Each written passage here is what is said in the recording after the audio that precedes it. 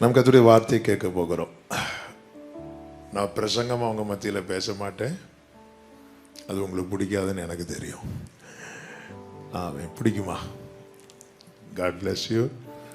ஆண்டவர் இன்னைக்கு காலையில் ஒரு வார்த்தையை நினைவுபடுத்தினார். நல்ல தெரிந்த வேத பகுதி தான். லூக்கா சுவிசேஷம் 15வது அதிகாரம்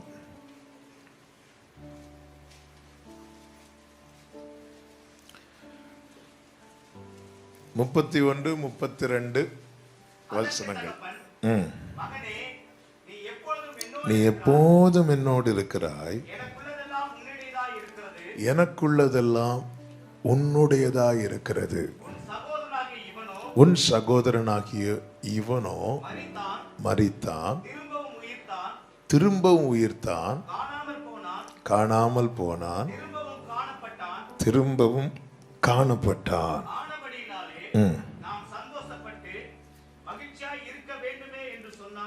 கைகளை உயர்த்தி ஒரு விஷயம் கூட ஹalleluya சொல்லுங்க. ஓகே, நம்ம கரெக்டாக ஒரு மணிக்கு ஒரு கர்த்தருடைய வார்த்தையை கேட்டு அதுக்கப்புறம் கொஞ்ச நேரம் ஜெபம் பண்ண போகிறோம். ஓகே, நான் இடையில உங்கள்கிட்ட கேட்டுகிட்டே இருப்பேன். இன்டர்வியூவில் ஆமே ஒரு தகப்பன் தன்னுடைய 2 பிள்ளைகளை குறித்து சொல்லுகிற 2 விதமான சாட்சி. ஒருவனை குறித்து தகப்பன் இப்படி சாட்சி கொடுக்கிறார், இவன் எப்பொழுதும் என்னுடனே இருக்கிறான் என்கிற சாட்சி.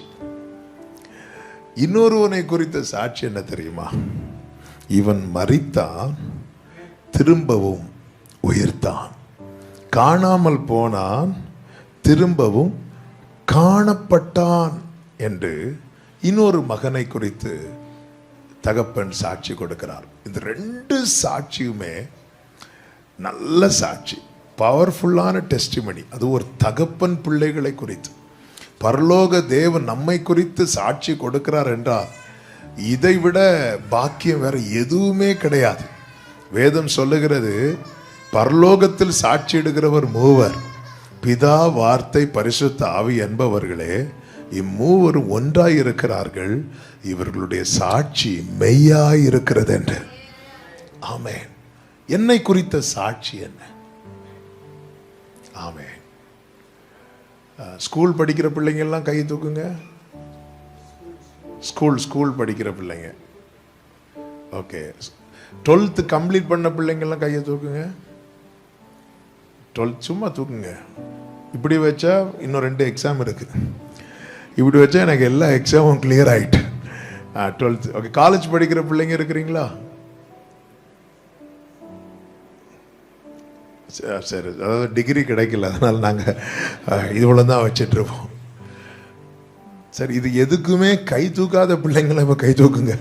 இல்லை, நீங்கள் என்ன பண்ணுறீங்கன்னு எனக்கு தெரிஞ்சுக்க ஆசைப்படுறேன். Okay, God bless you. கர்த்தருக்குள்ளே ஆசீர்வதிப்பாராக. நம்ம லைஃப்பில் இப்போ ஆண்டவர் நம்மை குறித்து ஒரு சாட்சி சொல்லணும்னா ஏதாவது சொல்லுவாரா? சில இருக்கிறத பார்த்து என்ன குறித்து சாட்சி சொல்லனாலும் பரவாயில்ல, ஏன் வண்டவாளம் தண்டவாளத்தோடி சொல்லாமல் இருந்தாலே போதும்.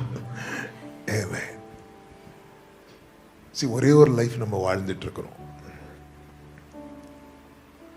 அந்த வாழ்க்கை அப்பா சாட்சி கொடுப்பதற்கு ஏதுவாய் இருக்குமானா நம்ம ஜெயிச்சிட்டோன்னு அர்த்தம். நம்ம லைஃப்ல ஜெயிச்சிட்டோன்னு அர்த்தம். ஹல்லேலூயா. அவர் நம்மை ஆராய்ந்து அறிந்திருக்கிறாராம். நான் பாடினோமே, யாரும் அறியாத என்னை நன்றாய் அறிந்து தேடி வந்த வேதம் சொல்லுகிறது, என் நினைவுகளை அவர் தூரத்திலிருந்து அறிகிறார். நான் என்ன நினைக்கிறேன்னு அவருக்கு தெரியும். என்னுடைய ஒரிஜினாலிட்டி என்பது அவருக்கு தெரியும். உங்களுக்கு தெரிந்த ஜான் சாமெல்லாம் ஒயிட் அண்ட் ஒயிட்டு போட்டுட்டு மைக்கை பிடிச்சிட்டு நிற்கிற ஜான் சாவை மட்டும்தான் உங்களுக்கு தெரியும்.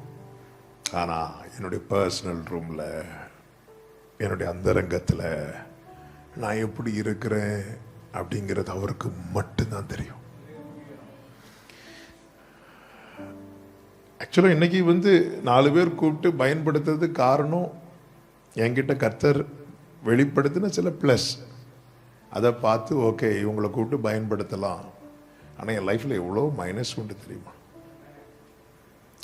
அந்த மைனஸ் எல்லாம் தெரிஞ்சும் என்ன ஆண்டவர் நிக்க வைக்கிறார் தெரியுமா? இதுதான் அநாதி சிநேகம். இவர் நம்மை குறித்து சாட்சி கொடுத்தா எப்படி இருக்கும்? ஆமென். நம்மளை பத்தி 4 பேரை புகழ வச்சிடலாம் ஈஸியா. எப்பவுமே பாருங்க, எந்த ஒரு நபரை குறித்து 10 பேர் இகழ்ந்தாங்கன்னா புகழ்றதுக்கு 10 பேர் வந்துருவாங்க. ஆமென். ஹல்லேலூயா. 2 பேருக்கு ஒருவன் காமன் எதிரியா இருந்தா அந்த 2 பேரும் சிநேகிதர்கள் ஆயிடுவாங்க.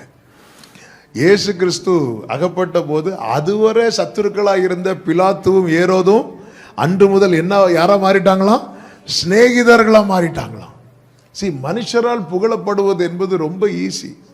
காசு கொடுத்த 4 பேர் சொல்லிட்டு போறான், இவங்க ரொம்ப நல்லவர், வல்லவர், போதுமானவர், உண்மையுள்ளவர் சொல்லிட்டு ஈஸியா சொல்லிட்டு போயிடுவாங்க. ஆனா சத்தியம் என்கிற நாமத்தை உடையவர் நம்மை குறித்து சொல்லணும். இங்க 2 குமாரர்களை குறித்தும் அற்புதமான சாட்சி கொடுக்கப்பட்டிருக்கிறது.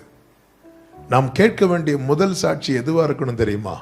இவன் மரித்தான், திரும்ப உயிர்ப்பித்தான். நாம் கேட்க வேண்டிய 2வது சாட்சி எதுவா இருக்கணும் தெரியுமா? இவன் எப்பொழுதும் என் கூடவே இருக்கிறான். ஹல்லேலூயா. பொதுவாகவே இந்த முதல் சாட்சிக்கு நம்ம ரொம்ப ட்ரை பண்ணுவோம், இந்த 2வது சாட்சிக்கு ட்ரை பண்ணவே மாட்டோம். இந்த முதல் சாட்சி ட்ரை பண்றது ரொம்ப ஈஸி. என்ன ஈஸி தெரியுமா?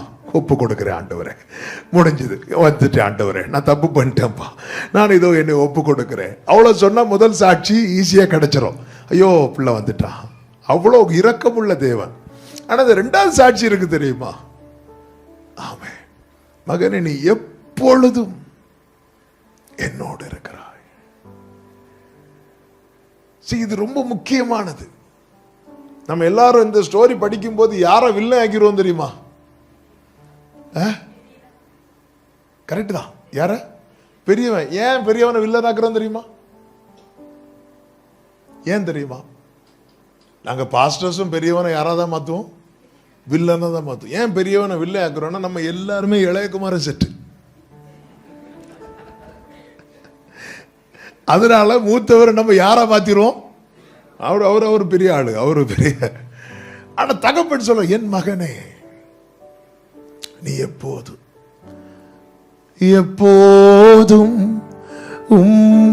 குரல் தானே, என் நேரமும் ஏக்கம் தானே, எல்லாம் நீர்தானே அப்பா, எல்லாம் நீர்தானே அப்பா, உம்மை தேடுகிறேன் ஆர்வமுடன், நேசிக்கின்றேன் அப்பா, உம்மை நேசிக்கிறேன் ஆர்வமுடன், நேசிக்கி.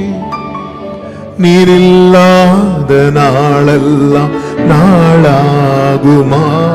நீரில்லாத வாழ்வெல்லாம், நீரில்லாத நாளெல்லாம். கைகளை உயர்த்தி கண்களை ஏறெடுத்து சொல்லுங்க, உயிரின் ஊற்றே, உயிரின் உண்மையின் வழியே, உண்மையின் நீயாவாய், உயிரின் நீயாவாய், உண்மை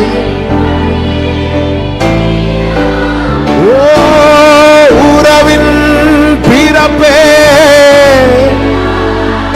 ஓ என் உள்ளத்தின் மகிழ்வே,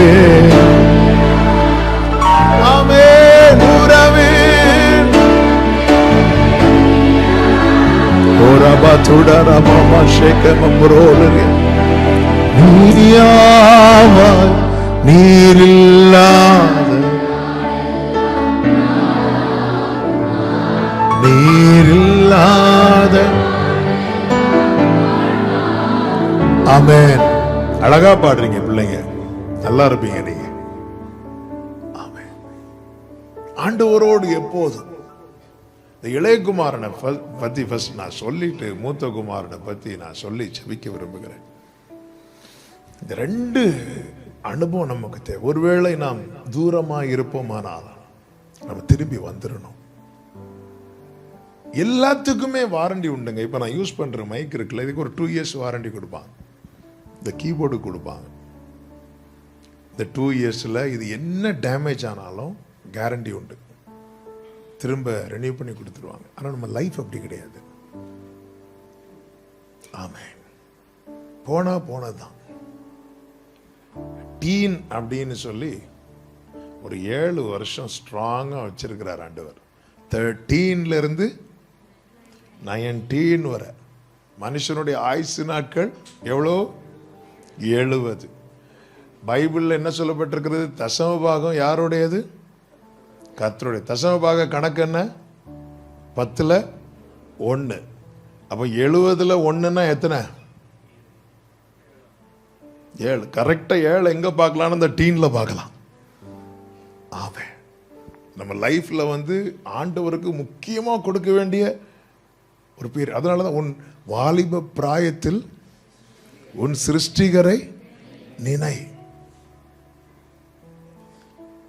எப்போதும் அவரோடு. அதாவது வாலிபர்கள் யோசிக்கவே செய்யாத ஒரு காரியம், அதுவும் இந்த காலத்துல. ஆனா ஒரு தேவ பிள்ளை புரிந்து கொள்ள வேண்டும், என்னுடைய லைஃப் பர்பஸ்ஃபுல்லா மாறணும்னா, என்னுடைய வாழ்க்கை ஒரு சரித்திரமாய் மாறணும்னா, ஜெயமாய் மாறணும்னா நான் எதை விரும்பணும் தெரியுமா? எப்போதும் அவரோடு, எப்போதும் இயேசுவோடு. உதவாத என்னில் நீர் உறவானி, நீங்க இல்லாம என் பொழுது. ஆமென். உதவாத என்னில் நீர், நீங்க இல்லாம என் பொழுது, நீங்க இல்லாம என் பொழுது, நீங்க இல்லாம. ஆண்டவர் இந்த ஊமையை சொல்லுகிறார். ஒரு மகன், ஒரு தகப்பனுக்கு 2 குமாரர்கள் இருந்தார்கள் என்று சொல்லி 11வது வசனம் முதல் ஆண்டவர் சொல்ல ஆரம்பிக்கிறார். அதுல 12வது வசனத்தை பாருங்கள். தகப்பனை நோக்கி,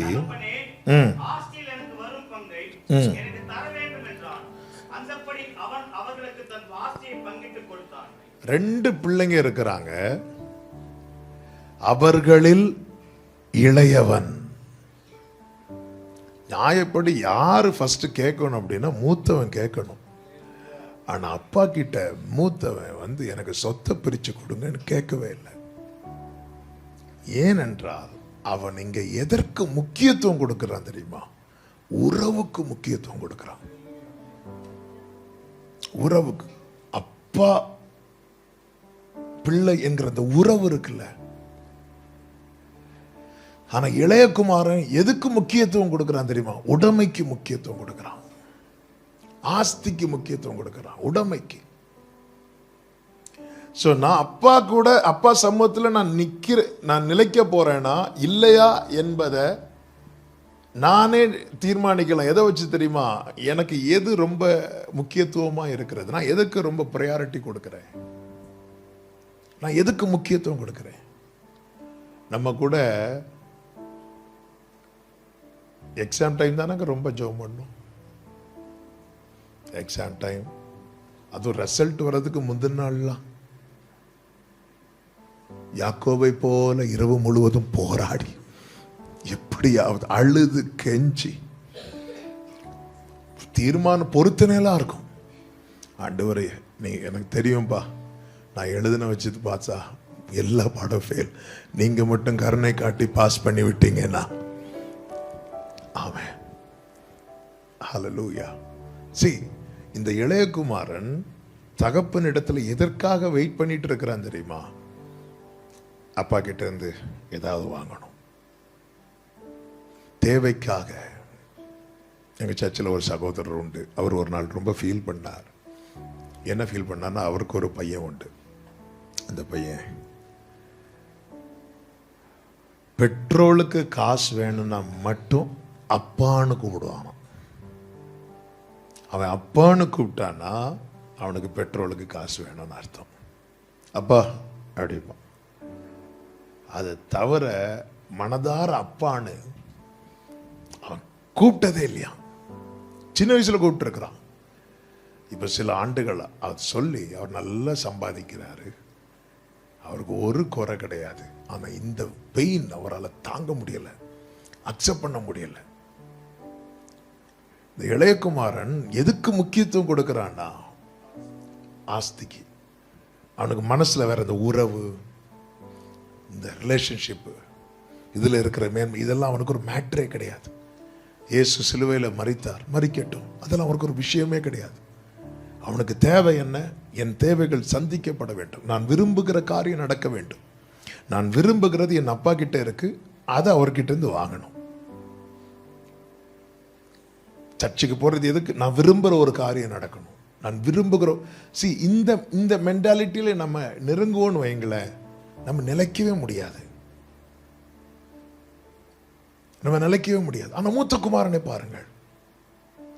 இன்னும் சொல்ல வேண்டுமானால் 2 குமாரர்கள்ல, இப்போ ஒரு பழைய ஏற்பாடு அந்த காலத்துல 2 பிள்ளைங்க இருந்தா சேஷ்டபுத்திர பாகம் யாருக்கு போகும் தெரியுமா? மூத்தவனுக்கு. சேஷ்டபுத்திர பாகம் என்ன அப்படின்னா, சொத்தை 3ஆ பிரிப்பாங்க. அதுல முதல் 2 போர்ஷனை யாருக்கு கொடுப்பாங்க? மூத்தவனுக்கு கொடுப்பாங்க. ஒரு போர்ஷன் இளையவனுக்கு. இளைய பிள்ளைங்களுக்கு என்ன கொடுக்கப்படுகிறதோ அதை விட டபுள் போர்ஷன் யாருக்கு போகணும்னா மூத்தவனுக்கு போகும்.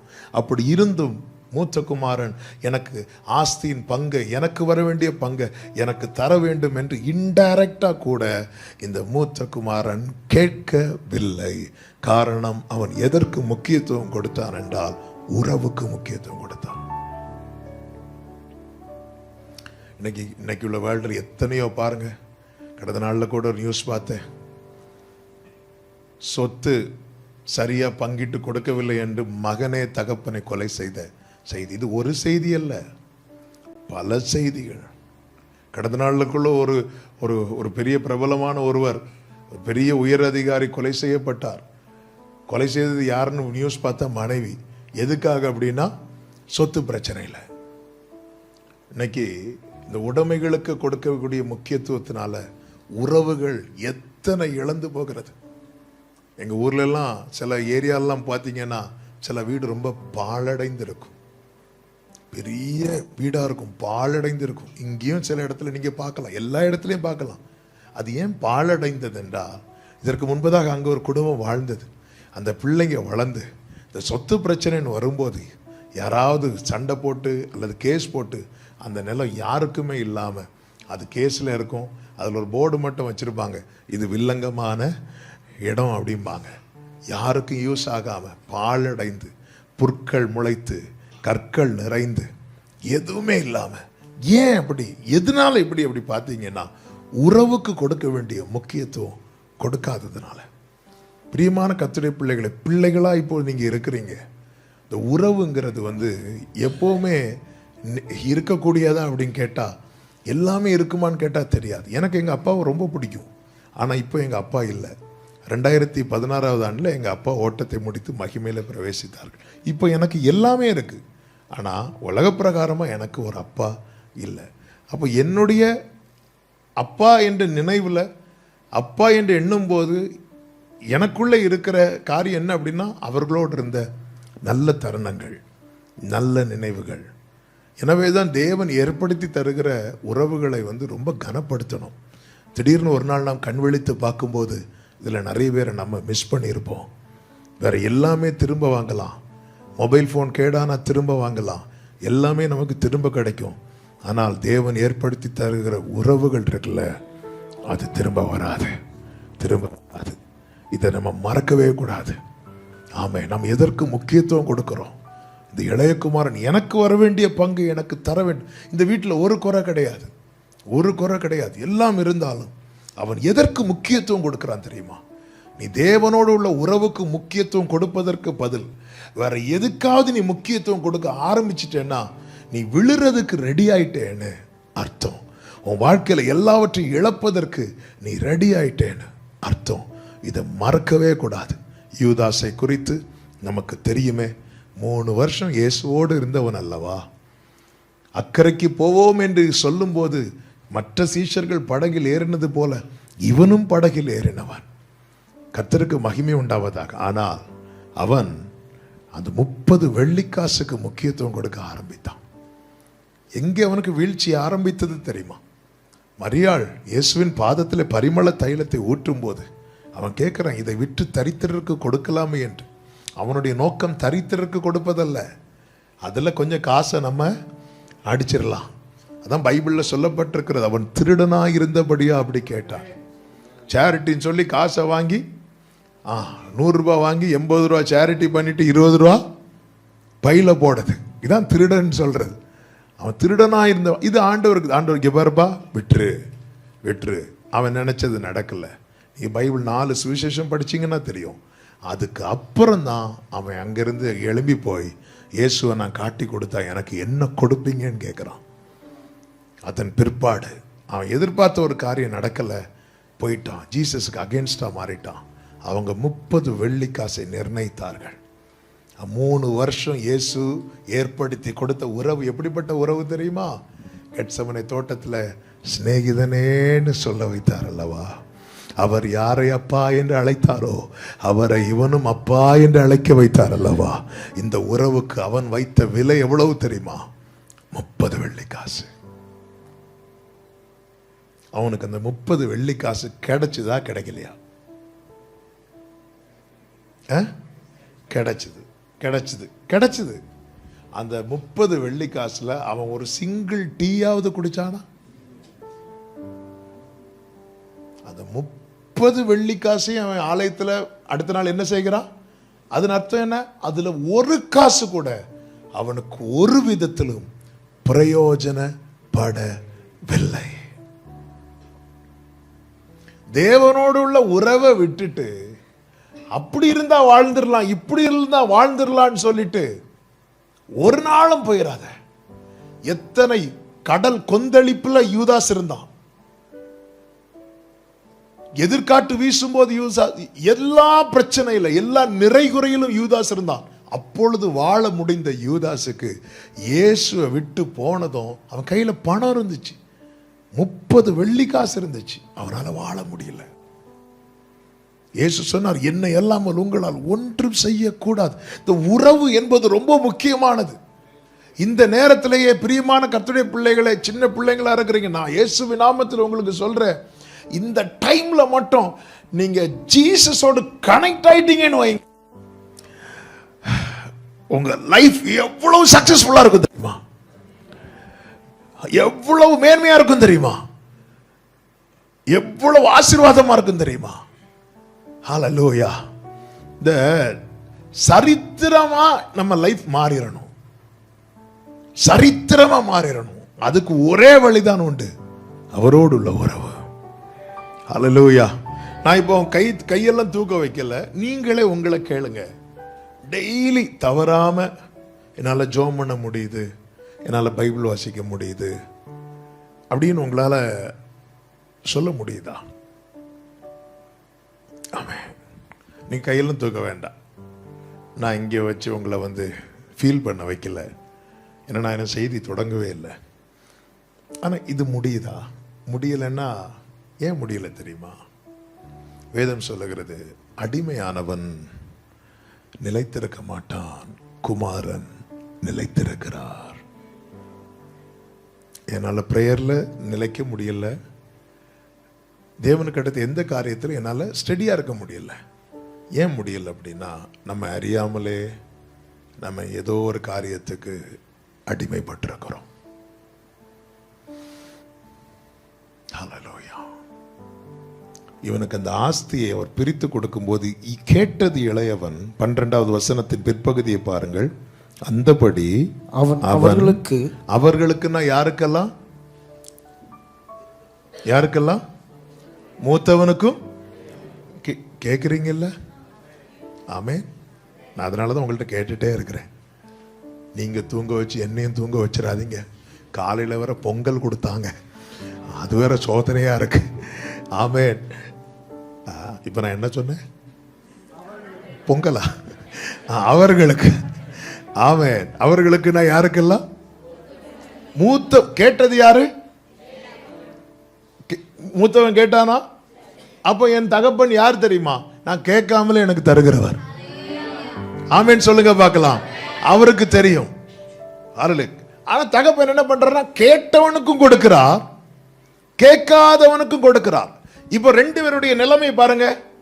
இளையவன் தகப்பனிடத்துல கேட்டு வாங்குறான். மூத்தவன் தகப்பன் எப்போ தாராரோ அப்போ தரட்டோன்னு வெயிட் பண்ணி இருக்கிறான். கேட்டாலும் அவர்கிட்ட கிடைக்கும். ஆண்டவர் தரும்போது தரட்டும் என்று காத்திருந்தாலும் அவர்கிட்ட இருந்து கிடைக்கும். இப்ப ரெண்டு பேருக்கும் கொடுத்தாச்சு. அடுத்த வசனத்தை பாருங்கள். நாட்களுக்கு பின்பு அப்ப வாங்கின கொஞ்ச நாள், இப்ப ரிசல்ட் வந்த கொஞ்ச நாள் சர்ச்சுக்கு ரெகுலரா வருவாங்க, அடுத்த நாளே போக மாட்டாங்க. நம்மளும் அவ்வளவு மோசமானவங்களும் கிடையாது. சொத்து கிடைச்ச அன்னைக்கு நைட்டே ட்ரெயின் யாரு இல்ல, சில நாள் ஆமே.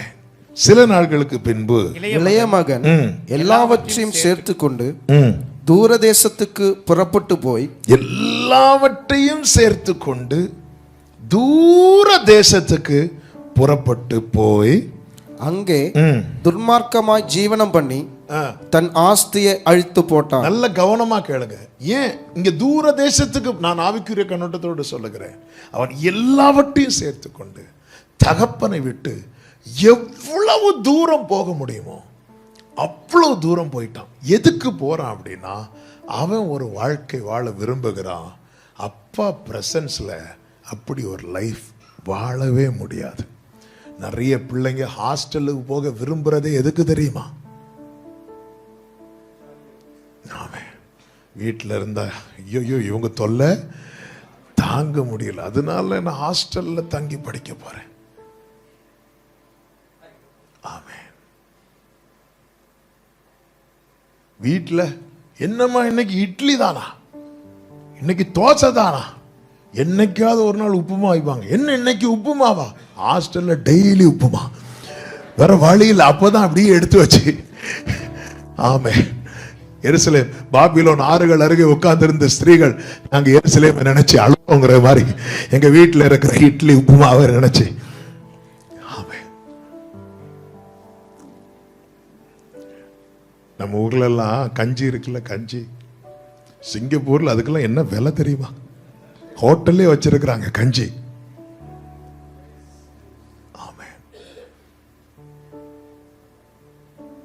தூர தேசத்து அவனுக்கு என்ன அப்படின்னா, நான் நினைச்சது மாதிரி வாழணும்னா எந்த அளவுக்கு ஆண்டவரை விட்டு தூரம் போக முடியுமோ அந்த அளவுக்கு தூரம் போனால் மட்டுமே நான் நினைச்சது போல வாழ முடியும். நான் நினைச்சது போல வாழணும்னா ஆமே. ஆரம்பம் ரொம்ப நல்லா இருக்குங்க, ரொம்ப சூப்பரா இருக்கும். இந்த யோனான்னு ஒருத்தர் உண்டு. அவர் தேவ சமூகத்தை விட்டு விலகி தர்ஷீசுக்கு போறான். அந்த ஜேர்னி எப்படி ஸ்டார்ட் ஆச்சு தெரியுமா?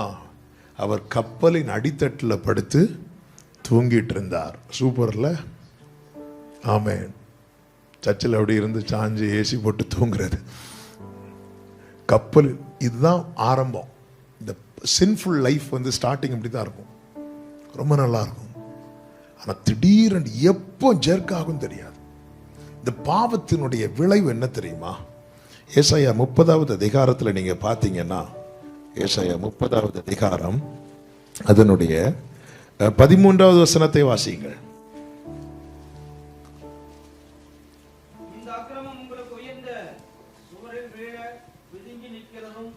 உயர்ந்த சுவரில் விழ பிதுங்கி நிற்கிறதும் திடீரென்று சடுதியாய் இடிய போகிறதுமான வெடிப்பை போல இருக்கும் என்று. நல்லா கவனிச்சிங்களா? இந்த செவர்ல எல்லாம் கிராக் விழும் தெரியுமா? தெரியாது, தூரத்துல இருந்து பார்த்தா தெரியாது. உள்ளதான் ஃபர்ஸ்ட் விழும். பார்த்தா செவுரு இருக்குல்ல. ஆனா அந்த கிராக் பெருசாகி பெருசாகி என்ன செய்யும் தெரியுமா? திடீரென்று மழை பெய்யும் பாருங்க. இந்த மழை பெய்யும் போது, வெள்ளம் பெருக்கெடுக்கும் போது, காற்றடிக்கும் போதெல்லாம் அநேக சுவர்கள்லாம் இடிந்து விழும் தெரியுமா? ஏன் தெரியுமா? உள்ள அதுக்குள்ள அது வெடிப்பு உண்டானதுனால. அக்கிரமம் என்பது இப்படிதான். நல்லா தான் இருக்கும், எல்லாமே சூப்பராக தான் இருக்கும். திடீரென்று நமக்கு தெரியும், கப்பலின் அடித்தட்டில் படுத்திருந்தவனை கப்பல் மேல்தளத்தில் கொண்டு வர வச்சுட்டாங்க. கொண்டு வர வைத்து அங்கிருந்து அவன் தூக்கி எறியப்படுகிறான். இந்த பாவம் என்பது நம்ம எங்கே தூக்கி வீசும் என்றே தெரியாது. நம்ம என்ன நினைச்சிட்டு இருக்கிறோம்? சின்ஃபுல் லைஃப் தான் ஜாய்ஃபுல் லைஃப். இல்ல, அது ஆரம்பம் அப்படிதான் இருக்கும். லோத்து பார்த்தீர்களா? ஆபிரகாமோடு கூட வந்த லோத்து கண்களை ஏறெடுத்து சோதோமை பார்க்கும்போது சோதோம் எப்படி தெரிஞ்சது தெரியுமா? அவன் கண்ணுக்கு கர்த்தருடைய தோட்டம் போல தெரிஞ்சது. தூரத்திலிருந்து பார்த்தா அப்படிதான் இருக்கும், கர்த்தருடைய தோட்டம் போல தான் இருக்கும். ஆனா அது கர்த்தருடைய தோட்டம் அல்ல. கர்த்தருடைய தோட்டம் போல சத்துரு அப்படிதான் காட்டுவான். காண்பிப்பான் தோட்டம் போல. கர்த்தருடைய தோட்டத்துக்குள்ளே வந்து வேலை காட்டினவன் யாரு? சாத்தான். அவன் தோட்டம் போல இருக்கிறதுல லோத்து போயிட்டார் உள்ள. ஆனா பைபிள் என்ன சொல்லுது தெரியுமா? அவன் நாள்தோறும் வாதிக்கப்பட்டான். கடைசியில உயிர் மட்டும்தான் அவனுக்கு மிச்சம். அவன் சம்பாதித்த அத்தனையும் சோதோமிலே இல்லாமலானது, அழிக்கப்பட்டது. நம்ம என்ன நினைச்சிட்டு இருக்கிறோம் தெரியுமா? இப்படியெல்லாம் இருந்தா, ஐயோ இந்த உலகத்தில் இப்படியெல்லாம் இருந்தா ஜாலியா வாழ முடியாது. ஆண்டவருக்குள்ள இருக்கிற சந்தோஷம், ஆண்டவருக்குள்ள இருக்கிற அந்த ஜாய், அந்த உண்மையான மகிழ்ச்சி, இதனுடைய வேல்யூவை பிசாசானவன் மறக்க பண்ணுவதற்காக சில அற்பமான காரியத்தை நம்முடைய கண்களுக்கு முன்பாக ரொம்ப மேன்மையா காட்டுறான். அப்ப நான் நினைக்கிறேன், இந்த இளையகுமாரனுடைய ஃப்ரெண்ட்ஸ் எல்லாம் சொல்லியிருப்பாங்க, டேய் நீ என்னடா உங்க அப்பா கிட்டே இருக்கிற, நாங்க இங்க போனோம்டா, நாங்க சினிமாக்கு போனோம்டா, நாங்க அங்க போனோம்டா, நாங்க இப்படி போனோம்டா. இவன் பார்த்துட்டு இருக்கிறான், ஐயோ இவர்கிட்ட இருக்கிறது வரைக்கும் நமக்கு நினைச்சது மாதிரி வாழ முடியாது. அதனால அவன் பார்த்தான், வெளியே போனாலும் என்ன பண்ணுவோம், அப்பா கிட்ட இருந்து நன்மை வர்றது வரைக்கும் அவன் என்ன பண்றான் அப்படின்னா, அப்பா கூடவே இருக்கிறான். நன்மையை வாங்கி சில நாட்கள்ல எல்லாவற்றையும் சேர்த்துனா அவன் என்ன மனநிலையில அப்பா விட்டு போறானா, இனி எக்காரணம் கொண்டும் அப்பா கிட்ட வரவே கூடாது. அதனாலதான் எல்லாவற்றையும் சேர்த்து ஒரு இடத்துல இருந்து நம்ம இன்னொரு இடத்துக்கு போறோம். இப்ப பிள்ளைங்க எல்லாம் படிக்கிறதுக்கு வெளியே போறாங்க அப்படின்னா அவங்களுக்கு எல்லாத்தையும் எடுத்துட்டு போக மாட்டாங்க. தேவையானதை எடுத்துட்டு மீதிய அட்லீஸ்ட் ஏதாவது ஒரு செட் ட்ரெஸ்ஸாவது வீட்டில் வச்சுட்டு போவாங்க. ஆனா இவனை பாருங்க, எல்லாவற்றையும். அதன் அர்த்தம் என்ன? இந்த உறவு எனக்கு கட்டானாலும் பரவாயில்ல, நான் நினைச்ச லைஃப் வாழணும். இப்படி எத்தனை பிள்ளைங்க தெரியுமா? எத்தனை பிள்ளைங்க இந்த உலக சிநேகத்தில் அகப்பட்டு பெற்றோரோடு உள்ள உறவு, தேவனோடு உள்ள உறவு, இது கட்டானாலும் பரவாயில்ல. எனக்கு தெரிஞ்ச ஒரு பிள்ளை, வாலிப பிள்ளை, தாயார் மட்டும்தான் உண்டு. அந்த பிள்ளை இப்படி ஒரு காரியத்தில் அகப்பட்டா. நாங்கள்லாம் போய் பேசுறோம், சரி சரி சரி சரி, தாயார் கண்ணீர் வடிக்கிறாங்க, எல்லாம் சரி சரி சரி சொல்லிட்டா. திடீர்னு என்ன பண்ணிட்டா, ஓடிட்டா. எல்லாத்தையும் அவள் சர்டிஃபிகேட் எல்லாத்தையும் எடுத்துட்டா. அவளுக்கென்று உள்ள எதையுமே வைக்காம தாயார் கண்ணீர் கண்ணீர் கண்ணீர் அழுறாங்க. கரெக்டா 1 இயர் ஆகல, 1 வருஷம் ஆகல. ஒரு மீட்டிங்கில் நிற்கிற அந்த பிள்ளை வந்து நிற்கிறான். என்னன்னு கேட்டேன். இல்லை எனக்கு முடியல, நான் ஏமாந்துட்டேன், எல்லாம் இழந்து நிற்கிறேன். நான் முதல்ல சொன்னேன், முதல்ல போய் உங்கள் அம்மா கிட்ட ஒப்புரவாகு, அதுக்கப்புறம் வந்து பேசு. இவ்வளோதாங்க. இக்கரைக்கு அக்கறை பச்சை, அவ்வளோதான். நம்ம நினச்சிட்டு இருக்கிறோம் இப்படி போனா. லோத் அப்படி தானே போனார். அவர் போகும்போது நிறைவோடு போனார். ஆபிரகாமோட உறவு பெரிய விஷயமா தெரியல, தன்னுடைய ஆஸ்தி அவனுக்கு பெரிய விஷயமா தெரிந்தது. பிரிந்து போனான். ஆனால் நாள்தோறும் நாள்தோறும் நாள்தோறும் நாள்தோறும் வாதிக்கப்பட்டான். ஒரே லைஃப். என் லைஃபை பத்தி நாளைக்கு உலகம் பார்க்கிற பார்வை இருக்குல்ல. இன்னைக்கு நான் ஆகாது என்று தள்ளப்பட்டு நாளைக்கு நான் தலைக்கல்லாய் மாறினா எல்லாரும் சொல்லுவாங்க இது கர்த்தராலே ஆயிற்று. ஆனால் அதே நம்முடைய வாழ்க்கை தலைகீழாய் மாறிட்டென்றால் உலகம் நம்மை பார்த்து சிரிக்காது, பரியாசம் பண்ணாது, அந்த இடத்துல நம்மை சார்ந்தவர்களுக்கு தலைகுனிவு உண்டாகாது, அந்த இடத்துல கர்த்தருடைய நாமம் தூஷிக்கப்படாது. இது எல்லாம் நடக்குமே, இதெல்லாம் நடக்குமே. இது எதுவுமே யோசிக்கல. நம்ம என்ன நினைச்சிட்டு இருக்கிறோம்? கிளைமேட் எப்பவுமே நமக்கு ஃபேவரா தான் இருக்கும், சூழ்நிலை எப்பொழுதுமே நமக்கு சாதகமாய் தான் இருக்கும் என்று நினைத்து கொண்டிருக்கிறோம். இங்கே பாருங்கள், அவன் போய் புறப்படுகிறான், எல்லாவற்றையும் அழித்து போட்டான் என்று சொல்லப்பட்டிருக்கிறது. அதே லூக்கா 15:13 வாசியங்கள் ஒரு விசை கூட. சில நாட்கள் பின்பு இளைய மகன் எல்லாவற்றையும் சேர்த்து கொண்டு தூர தேசத்துக்கு புறப்பட்டு போய் அங்கே துன்மார்க்கமாய் ஜீவனம் பண்ணி தன் ஆஸ்தியை அழித்து போட்டான். எல்லாவற்றையும் அவன் செலவழித்த பின்பு அந்த தேசத்திலே கொடிய பஞ்சம் உண்டாயிற்று. கிளைமேட் சேஞ்ச் ஆகுது பாருங்க, சிச்சுவேஷன் தலைகீழா மாறுது. நம்ம என்ன நினைச்சிட்டு இருக்கோம் தெரியுமா? இப்படியே தானே இருக்கும், மேனேஜ் பண்ணிக்கலாம், ஹேண்டில் பண்ணிக்கலாம்.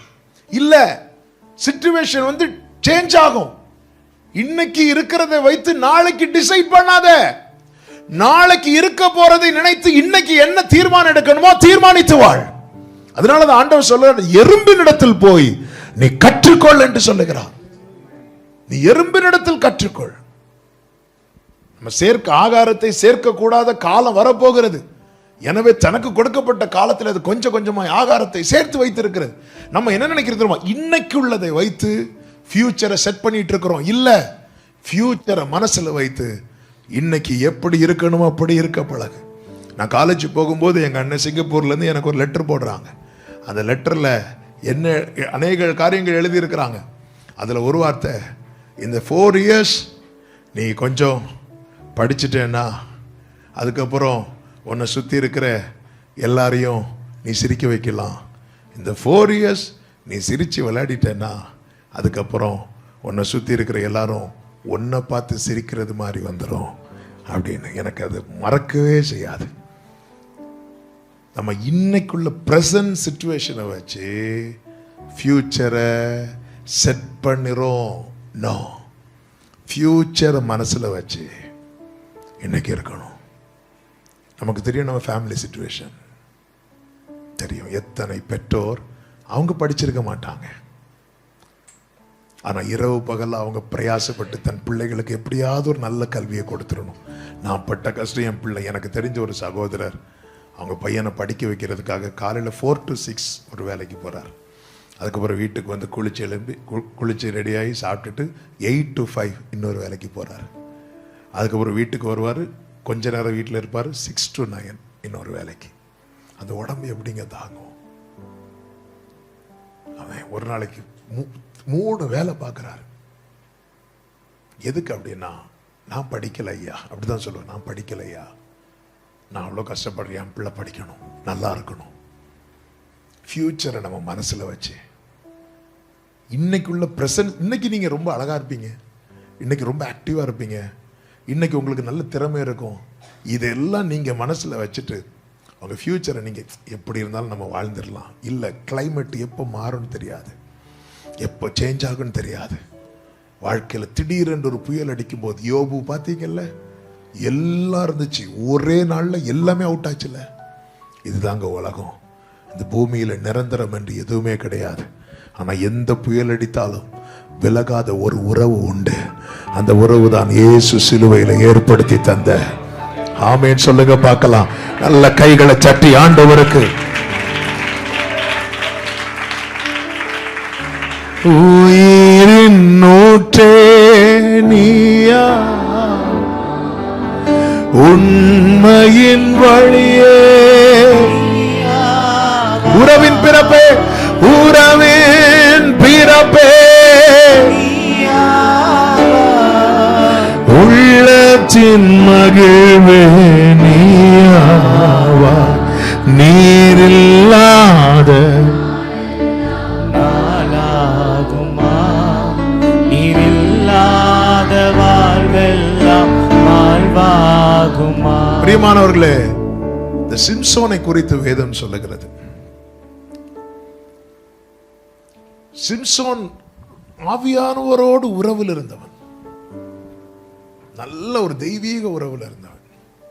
இவன் லைஃப்ல தடுமாற்றங்கள்லாம் வர ஆரம்பிக்குது. இவனுக்கு அதனுடைய சீரியஸ்னஸ் புரியல. நான் என்னைக்குமே இந்த வேர்டு திரும்ப திரும்ப வர்றதுனால நான் சொல்றேன், எனக்கும் சேர்த்து தான் பேசிட்டு இருக்கிறேன். எப்பவுமே செய்தி அப்படிதான் கொடுக்கறது. அது இருபுறம் கருக்குள்ள பட்டயம். உங்களை நான் வெட்டணும்னு ஓங்கினா வெட்டு எனக்கு தான் விழும். ஆமே. இன்னைக்கு நம்மளை யாருக்கும் ஒன்றும் பண்ண முடியல. இன்னைக்கு நம்மளை விட்டா அவர் அந்த ஒரு நிலையில வாழ்ந்து கொண்டிருந்தவன் சிம்சோன். இந்த சிம்சோன் ட்ராக் மாறினார், ரொம்பவே ட்ராக் மாறிட்டார். தெலிலாள் என்கிற ஸ்திரீயினுடைய அவள் மேல அவன் கண்களுக்கு பிரியமா இருந்தாள் என்று வேதம் சொல்லுகிறது. அவன் இச்சிக்கிறான், அவகிட்ட விழுந்துட்டான். அவளை வைத்து சத்துருக்கள் அவனை அகப்படுத்த பார்க்கிறாங்க. அது போலவே அவளும் ஒத்துழைக்கிறாள். சிம்சோனுக்கு அது தெரியல. அந்த உலக சிநேகம் அவன் கண்ணை அப்படி மறைக்குது. சிம்சோன்ட்ட கேட்கிறா, உங்க ஸ்ட்ரென்த் எதுல இருக்குன்னு சொல்லுங்க. அவர் என்னெல்லாமோ சொல்லி பார்க்குற, ஒரு புதிய கயிறை கொண்டு வந்து என்னை கட்டி பார்த்தேன்னா தெரியும் அப்படின்னு. அதே போல கட்டிட்டு அவ கத்துவா. பெலிஸ்தியருக்கு இன்ஃபார்ம் பண்ணிட்டு, நான் கட்டிட்டேன் நீங்க வாங்க. சிம்சோன்ட்ட கத்துவா, சிம்சோனே ஓடு ஓடு ஓடு ஓடு ஓடு.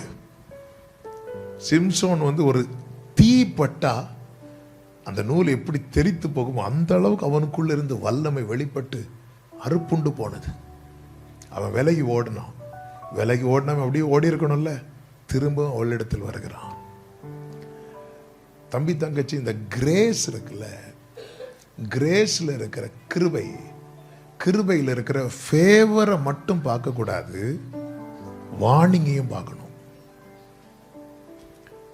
ஃபேவரை மட்டும் பார்க்க கூடாது, வார்னிங்கையும் பார்க்கணும். என்ன ஃபேவர், என்ன வார்னிங்? பாவத்தில் பிடிக்கப்பட்ட ஒரு ஸ்திரீ இயேசுக்கு முன்பாக கொண்டு வந்து நிறுத்தப்படுவாள் அல்லவா? பிரமாணத்தின்படி அவ அவ மேல அடிக்கணும், அவ சாகணும். ஆனா இயேசு சொல்வார், நானும் உன்னை ஆக்கினைக்குள்ளாக தீர்க்கல. இது ஃபேவர். வார்னிங் என்ன தெரியுமா? இனி பாவம் செய்யாதே. ஆனா இன்னைக்கு பொல்லாத பிசாசு உபதேசத்தை அப்படி வளைத்து கிரேஸின் ஒரு பகுதியை மட்டும் காண்பித்துக் கொண்டிருக்கிறான், மறுபகுதியை மறைத்து விட்டான்.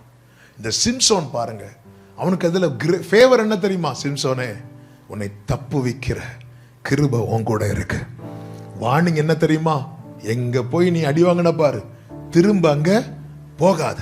இவன் திரும்ப போறான். அதே போல தப்புவிக்கப்படுகிறான், திரும்ப போறான்.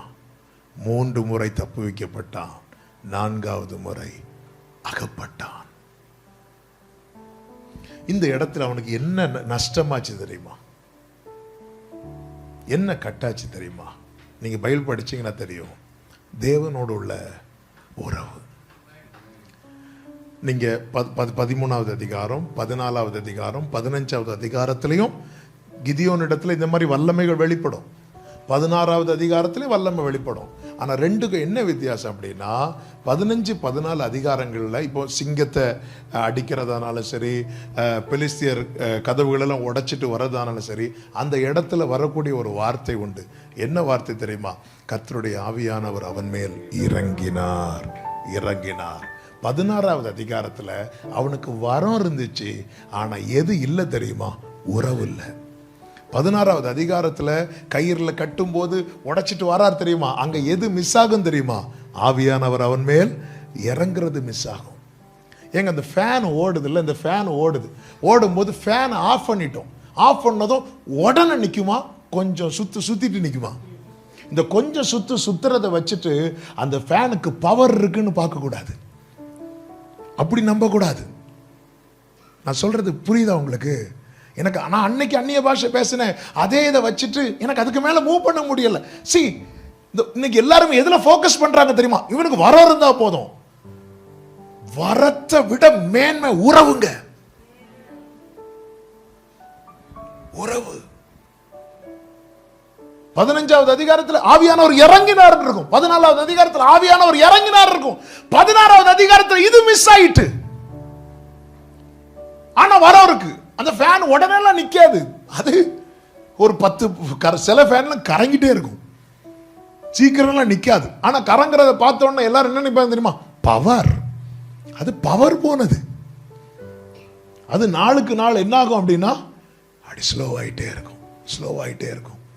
சிம்சோனுக்கு அது தெரியல, பவர் போனது தெரியல, உறவை விட்டுட்டான். திடீரென்று பழையது போல நான் எழும்பி போவேன்னு போறான், போக முடியல, பிடிச்சிட்டாங்க. பிடிச்சது முதல்ல எங்க கை வச்சாங்க தெரியுமா? அவன் ஸ்ட்ரென்த் எது?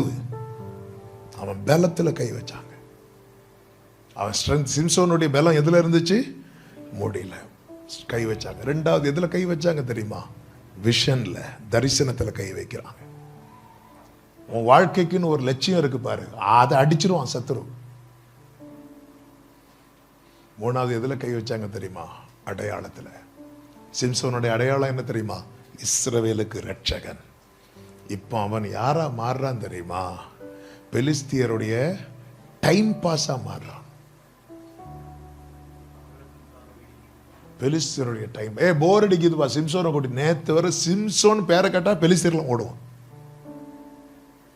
சர்க்கஸ் பார்த்துருக்கீங்களா? சர்க்கஸ் இப்போ நான் காட்ட போறது கிடையாது. ஊர்ல எல்லாம் வந்து போடுவாங்க, இங்கெல்லாம் வந்து போடுவாங்களா சர்க்கஸ்?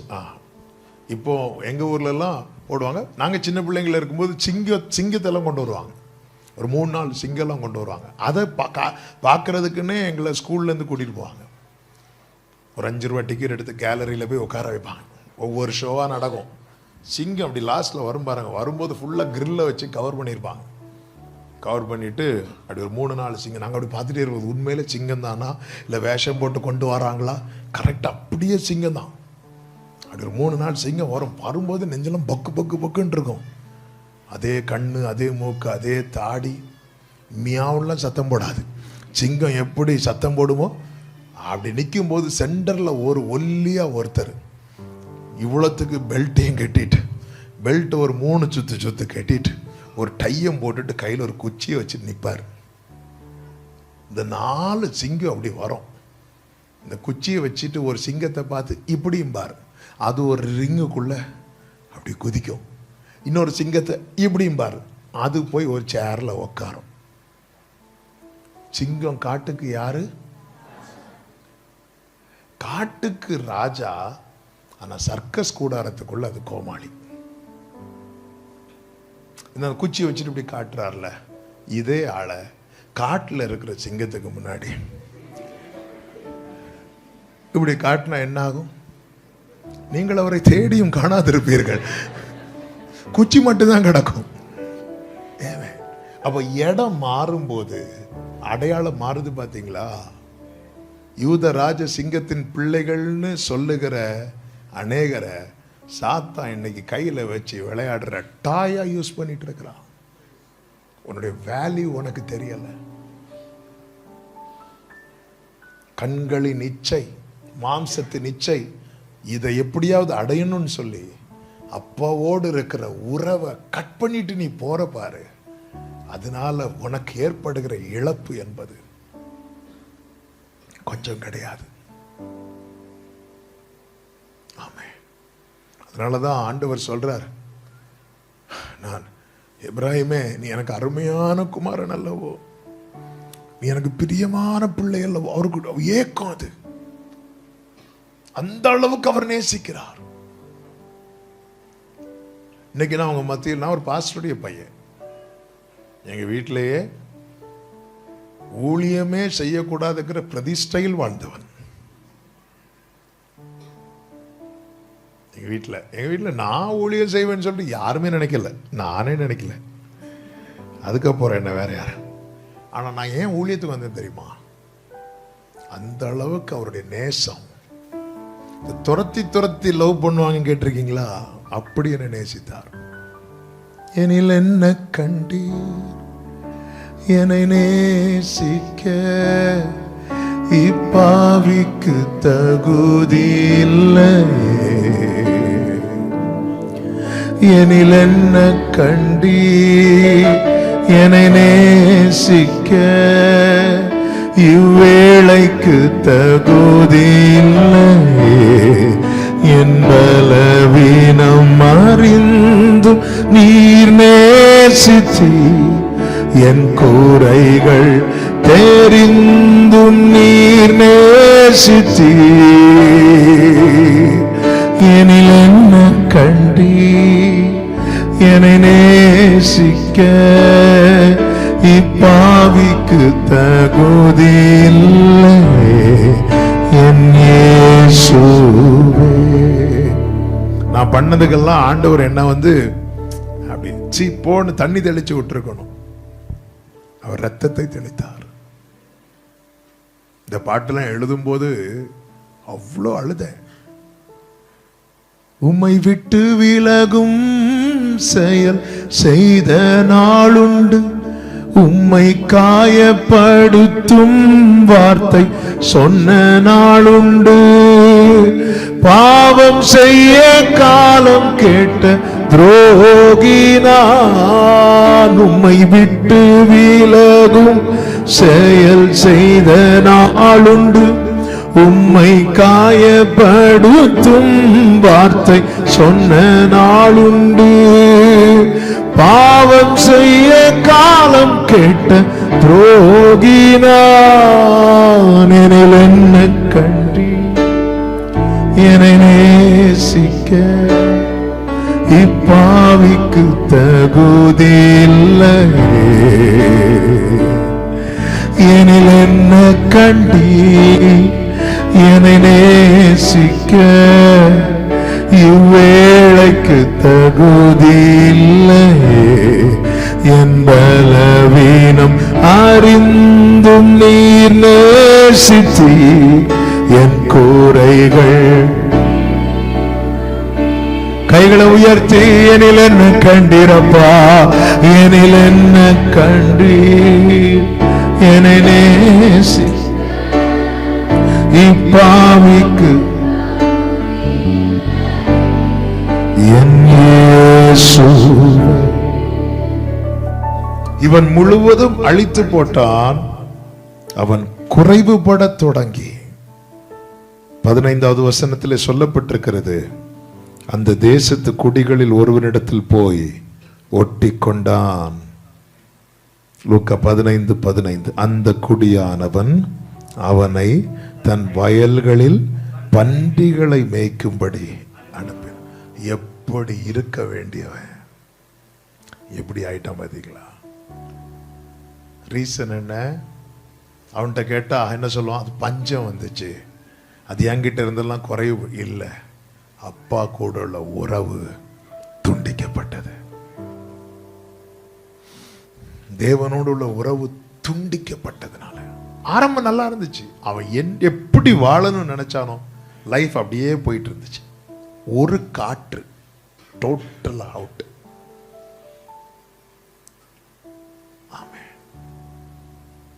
இப்போ பன்றிகளை மேய்க்கும்படி அவனை அனுப்புகிறான். 16வது வசனத்துல, பன்றிகள் தின்கிற தவிட்டினாலே தன் வயிற்றை நிரப்ப ஒருவனும் அதை அவனுக்கு. எங்க வரான் பாத்தீங்களா? அப்பா கூட உள்ள உறவு கட்டாயிட்டுனா பன்றிக்கு இருக்கிற மதிப்பு கூட பிள்ளைக்கு இல்லாம போயிடும். உன்னுடைய மதிப்பு இல்லாத இடத்துல உனக்கு என்ன வேலை? எந்த இடத்துல உன்னுடைய வேல்யூ இன்க்ரீஸ் ஆகுமோ அந்த இடத்துல நீ இருந்தேன்னா நீ ஆசீர்வதிக்கப்படுவ. யோசேப்புக்கு சொப்பனத்துக்கு வேல்யூ எந்த இடத்துல இன்க்ரீஸ் ஆச்சு தெரியுமா? சகோதரர்கள்ட்ட சொல்லும் போது சகோதரர்லாம் தூக்கி என்ன பண்ணாங்க? அவனை குழியில போட்டாங்க. பார்வோன்ட்ட சொன்ன போது என்ன ஆச்சுங்க? உயர்த்தப்பட்டான். அதன் அர்த்தம் என்ன? நம்முடைய வேல்யூ எந்த இடத்துல இன்க்ரீஸ் ஆகுமோ அந்த இடத்துல இருக்கணும். நம்முடைய மதிப்பு எந்த இடத்துல கூடுமோ அந்த இடத்துல நம்ம இருக்கணும். ஆமே, இயேசுவோடு இருக்கும்போது நம்முடைய வாழ்க்கையின் தரம் உயர்ந்து கொண்டே இருக்கும், நம்முடைய மதிப்பு கூடிக்கொண்டே இருக்கும். மோசே தேவனோடு முகமுகமாய் பேசிவிட்டு இறங்கி வரும்போது அவனுடைய முகம் எப்படி இருந்தது தெரியுமா? பிரகாசித்தது என்று சொல்லப்பட்டிருக்கிறது. ஆமென். இப்பொழுது பாருங்க, ஒருவனும் அதை அவனுக்கு கொடுக்கவில்லை என்ற நிலை வரும்போதுதான் இப்பொழுது அவனுக்கு புத்தி தெளிந்தது. ஒரு மெய்யான மனம் திரும்புதலுக்குள்ளே இந்த இளைய குமாரன் வருகிறான். உண்மையான மனம் திரும்புதல் உண்டாக 5 காரியங்கள் நாம் செய்ய வேண்டியது அவசியம். 1, நம் நிலையை நாம் உணரணும்.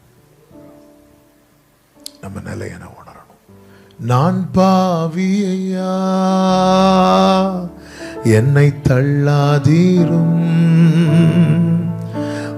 தயவால் என்னை மீண்டும் சேர்த்துக்கொள். நான் யாரு? நான் எப்படி இருந்தவன்? எதனால நான் இப்படி ஆனேன்? எதனால இப்படி ஆனேன்? தன் பிள்ளைகளை உணர்கிறவனியா? நமக்கு இந்த உணர்வு ரொம்ப நஷ்டமாகிறது. பெந்தேகோஸ்தே நாளில் அவ்வளோ பெரிய மனம் திரும்புதல் உண்டாக காரணம் என்ன? அவர்கள் எல்லாம் இருதயத்தில் குத்தப்பட்டார்களாம். அற்புதம் மனம் திரும்ப வைக்காது, இருதயம் உடைஞ்சா மட்டும்தான் மனம் திரும்புதற்கு நேராக கொண்டு போகும். ஆமென். எத்தனை அற்புதங்கள் நடந்தது. அற்புதம்லாம் ஒருத்தனை மனம் திரும்ப வைக்காது. மனம் திரும்பணும்னா அவனுக்குள்ள குத்தணும், அவனுக்குள்ள குத்தணும். அற்புதங்கள் எல்லாம் கண்ட மனம் திரும்புதல் உண்டாகணும்னா இந்தியா என்னைக்கோ ரட்சிக்கப்பட்டிருக்குமே. எத்தனை அற்புதங்கள் நடந்து கொண்டுதானே இருக்கிறது. மனம் திரும்புதல் உண்டாகணும்னா எனக்குள்ள என் மனம் குத்தணும். இருதயம். இயேசு கிறிஸ்து உங்களில் பாவம் இல்லாதவன் முதலாவது கல்லறைய கடவன் சொல்லும் போது எல்லாருடைய இருதயம் என்னாச்சு? குத்திச்சு. குத்தினதை எல்லாரும் என்ன பண்ணிட்டாங்க? ஓடிட்டாங்க. ஆனால் பெந்தேகோஸ்தே நாள்ல எல்லாருடைய இருதயம் குத்தப்பட்டுச்சு. குத்தப்பட்டவங்க என்ன பண்ணாங்க? நாங்க ரட்சிக்கப்பட என்ன செய்யணும்? 2 விதத்தில் இருக்கிறது. இருதயம் குத்தும் போது விலகி ஓடுறவங்க உண்டு. நான் ஸ்கூல் படிக்கும் போது எங்க அப்பா பிரீச் பண்ண ஆரம்பிக்கிறாங்க. நான் இப்போ சர்ச்சுக்கு பின்னாடி இருக்கிறேன். எங்க அப்பா அப்படி பிரீச் பண்ண ஆரம்பிச்சு 10 நிமிஷம் ஆகல, சர்ச்சில் இருந்து ஒரு பிரதர் எழும்பி வெளியே போறாங்க. ஸ்பீடா வெளியே போறாங்க. வெளியே போய் கீழே போய் உட்காந்து அப்படி இருக்கிறாங்க. இவர் ஏன் கீழே போறாரு? நானும் வெளியே போறேன். நான் பின்னாடி தான் இருந்தனால நானும் அவர் பின்னாடி போய், அண்ணா ஏன் கீழே வந்து இருக்கிறீங்க? இல்லை இல்லை இல்லை இல்லை இல்லை, நான் இன்னொரு 10 நிமிஷம் கூட இருந்தால் பாஸ்டர் என் மனசை மாற்றிடுவார். அவருக்கும் இன்னொருத்தருக்கும் பிரச்சனை. அந்த மீட்டிங் முடிச்சு போய் அந்த ஆளுக்கு ஒரு அடி கொடுக்கணும் பிளானோட வந்துருக்கிறாரு. அங்கே பார்த்தா அன்பு மன்னிப்புன்னு பேசிட்டு இருக்கிறார். நான் இன்னும் இருந்தேன்னா பாஸ்டர் என் மனசை மாற்றிடுவார். இல்லை இல்லை இல்லை, நான் போய் மீட்டிங் முடிஞ்ச அந்த ஆளை போய் இப்படி விலகி ஓடுறவங்க இருக்கிறாங்க. குத்தப்படுற சரியான இடத்துல இருக்கிறாங்க. உங்களில் பாவம் இல்லாதவன் முதலாவது கல்லறைய கடவன் சொல்லும் போது அவங்க கல்லை போட்டுட்டு இயேசுவின் பாதத்தில் வந்து விழுந்திருக்கணும். இல்லை, திரும்பி ஓடுறாங்க. ஏன் திரும்பி ஓடுறாங்க தெரியுமா? அவங்களுக்கு அந்த பாவத்தை விட மனசு இல்லை. அதனாலதான் இந்த காலத்துல எப்படி உபதேசத்துல மாத்திட்டான் தெரியுமா? இங்க பாரு, உனக்குள்ள அந்த பாவ உணர்வே வேண்டாம். இந்த உணர்வு வராம எப்படிங்க திரும்ப முடியும்? எப்படிங்க திருந்த முடியும்? குத்தப்படணும். அப்பா சமூகத்துல, ஏசாயா தேவ சமூகத்துல நிற்கும் போது, ஐயோ நான் அசுத்த உதடுகள் உள்ளவன் கத்துனாரா இல்லையா? இயேசு பேதுருவின் படகுல இருந்து அப்படி பேசிட்டு இருக்கும் போது பாதத்துல விழுந்து நான் பாவி ஆண்டவர் பேதுரு கத்துனாரா இல்லையா? இதுதான் உண்மையான தெய்வீக பிரசனத்துல உண்டாகிற மாற்றம். ஆவியானவர் அவ்வளவு பரிசுத்தம் உள்ள தேவன் நம் மத்தியில வரும்போதே நம்மளால தாங்க முடியாதுங்க. சேராபீன்கள்ட்ட ஏதாவது ஒரு பாவத்தை சொல்ல முடியுமா? நமக்கு முடியாது. அப்படி இருந்தும் அந்த பரிசுத்தமுள்ள தேவனுக்கு முன்பாக அவைகளுக்கு கூட நிற்க முடியாமல் சிறகுகளால் தங்களை மூடியல்லவா கொண்டார்கள். இவன் தன் நிலையை உணர்கிறான். ஐயோ என்னாலதான். என்னைக்குமே புரிந்து கொள்ளுங்கள், ஆண்டவர் இந்த ஓமையை சொல்லும் போது முதல்ல என்ன ஓமையை சொல்லுவார் தெரியுமா? காணாமல் போன ஆடு. அடுத்து என்ன சொல்லுவார்? தொலைந்து போன வெள்ளிக்காசு. அடுத்து என்ன சொல்லுவார்? பிரிந்து போன பையன். காணாமல் போன ஆடை என்ன செய்தார்? மேய்ப்பன் தேடி கண்டுபிடித்து கொண்டு வருகிறார். ஆனா பிரிந்து போன பையன் அவன் தான் திரும்ப வரணும். காணாம ஆடா இருந்தோம், தேடி பிடித்து சேர்த்து பிள்ளையாக்கிட்டார். இவ பிள்ளைகளா இருக்கிறோம். இப்ப நம்ம தான் திரும்பி வரணும். ஆனா அவர் வெயிட் பண்ணிட்டே இருப்பார். வெயிட் பண்ணிட்டே இருப்பார். காத்திருக்கிறார், காத்திருக்கிறார். நீ மனம் திரும்ப மாட்டாயா? நீ சுத்திகரிக்கப்பட மாட்டாயா? நீ திரும்புகிறதுக்கு மனதா இருந்தால் திரும்பு. மனம் திரும்புதலுக்கு முதலாவது நாம் நம் நிலையை உணரணும். இரண்டாவது, அப்பாவை நினைக்கணும். இவன் அப்படிதான் தகப்பனை நினைக்கிறான், தகப்பன் வீட்டை நினைக்கிறான். மூன்றாவது, எந்த நிலையில் இருக்கிறோமோ அதிலிருந்து எழுந்து புறப்படணும். அங்கேயே இருந்துட்டு பாவத்திலே இருந்துட்டு இல்ல, நீ தூசியை விட்டுட்டு எழும்பணும். நீ எழுந்து வரணும். வேண்டாம், நான் நானாகவே வந்து நிற்கிறேன், பிரசனத்தில் வந்து நிற்கிறேன். நீர் என்று என்னை ஏற்றுக்கொள்வீரா?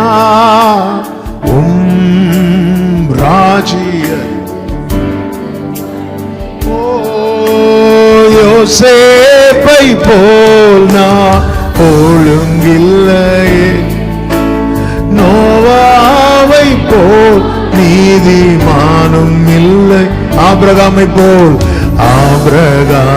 போல் விசுவாசி இல்லையே, தானியேலை போல் உம்மை கைகளை உயர்த்தி சொல்லுவோம். நான் நானாக தானாக வந்து நிற்கிறேன். நான் ஓ ரெமம் ரேஷலே மம்ரா சனரா. Thank you Jesus. இந்த பிரசனத்துக்காக நன்றி. நீ ஏற்றுக்கொள்வீரா?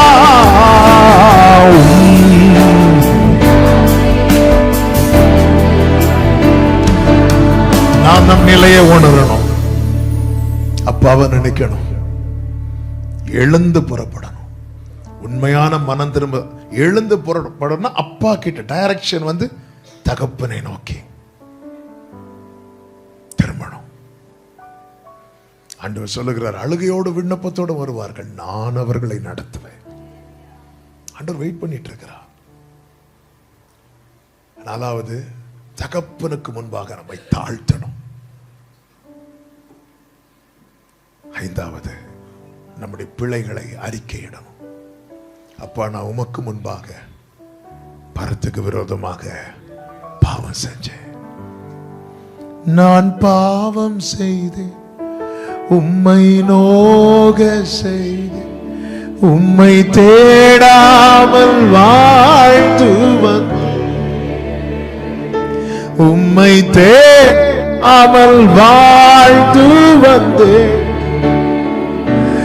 என்னை மன்னியும் தெய்வமே. இந்த இளையகுமாரன் வரான், தயங்கி தயங்கி வரான். அப்பா, நான் தப்பு பண்ணிட்டேன்பா.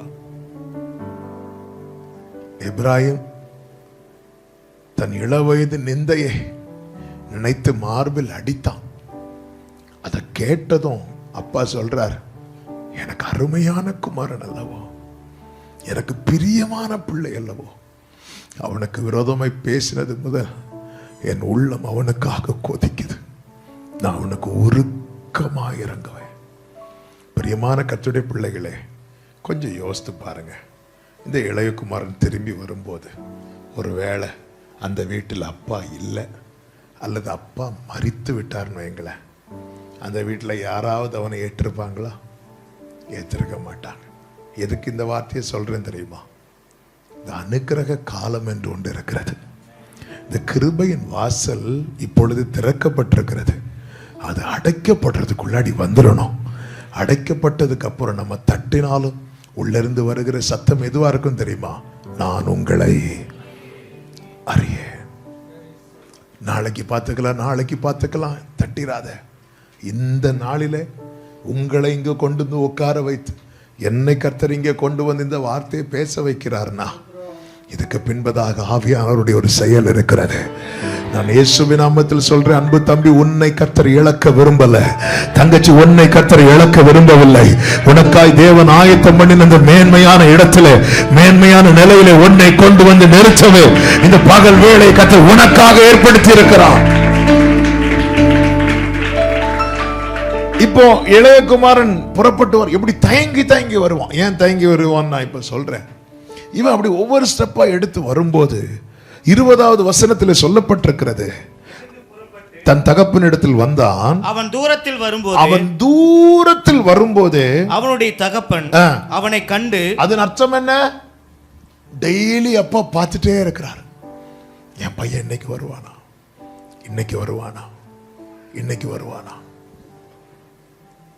பார்த்து டெய்லி. இந்த இளையகுமாரன் அவனுக்கு எல்லாம் குறைவுபட்ட போது அப்பாவை நினைக்கிறான். ஆனா அப்பாவோ அவன் பிரிந்த நாள்ல இருந்து ஒவ்வொரு நாளும் நினைச்சிட்டு இருக்கிறார். அன்பு தம்பி, தங்கச்சி, கோடா கோடி தூதர்கள் ஒருபுறம் அவரை கூப்பிடுகிறார்கள், திரளான ஜனங்கள் அவரை நோக்கி கூப்பிடுகிறார்கள். அப்படி இருந்தும் அவர் உன்னையே நினைத்து கொண்டிருக்கிறார் தெரியுமா? இந்த அன்பு மாறாத அன்பு. என் நிலைமை நன்றாய் அறிந்தவர் என்ற பாடல் கர்த்தர் கொடுத்தது. ஒரு இரவுல நாங்கள் சில சகோதரர்களா இருந்து ஜெபம் பண்ணிட்டு இருந்தோம்.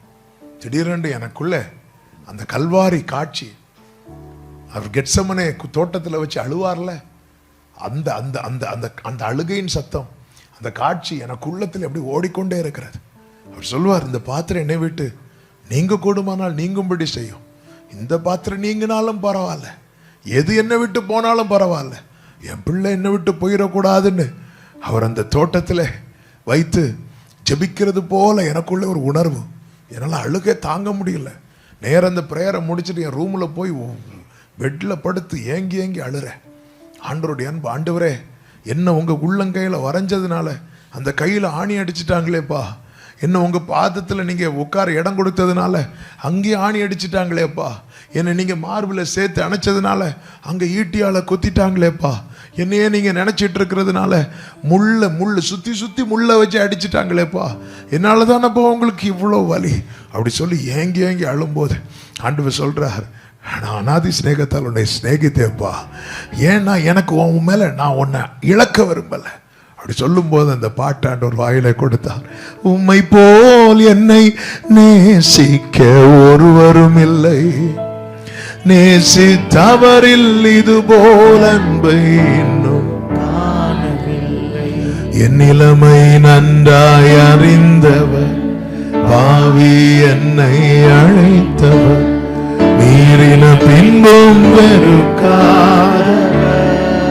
ஓ என் நிலைமை நன்றாய் அறிந்தவர், பாவி என்னை அழைத்தவரே, மீறின பின்பும் வெறுக்காதவர். கைகளை உயர்த்தி உம்மை போல் என்னை